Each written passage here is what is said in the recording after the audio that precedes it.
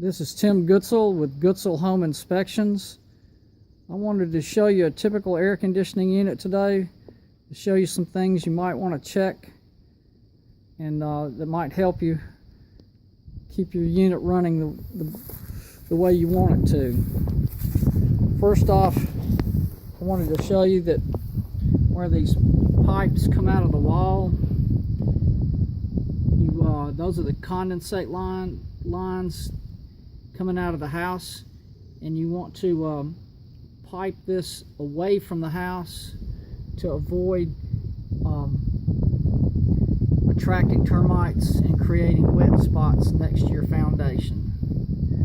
Also, right in this area where the pipes physically come out of the wall, you want to make sure this is sealed up real good with caulk or mortar, something that matches the house so it doesn't jump out at you, to keep the water and the bugs out. The other thing you might want to look at is the insulation on the pipe. Make sure that's in good shape, and if it's deteriorated, you want to put some new insulation on it to improve the efficiency of your system, because you could lose a lot of cooling and heating in this pipe if it's not properly insulated. The other thing I wanted to show you is this is a data plate. It has some useful information on it. If you Google your model number and your serial number, you can decode them and learn some things you might want to know. The top one shown here is the model number, and the model number, you can decode it and find out what your tonnage is, and then you can take the tonnage and multiply that times 500, and that should roughly give you the same square footage as the square footage of your home, which would help you check the sizing on your unit. And then beyond that, if you want to get into it a little bit deeper, ask your air conditioning contractor for what they call a manual J report, and that will tell you exactly what your home needs.